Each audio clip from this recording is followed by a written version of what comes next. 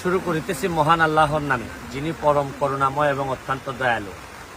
আমার এলাকায়ও চা বাগান ভাঙ্গন হয়, নর্মালি হয় নদী ভাঙ্গনের কারণে, কিন্তু চা বাগানের পানি যে ভাঙতে পারে এটার একটা ছোট্ট প্রমাণ আপনাদেরকে দেখাই।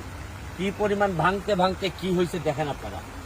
এটারও আবার কারণ হচ্ছে গিয়ে প্রকৃতিরে হাত দিলে, প্রকৃতিরে ইন্টারফেয়ার করলে যে প্রকৃতি কতটা ভয়ানক হইতে পারে।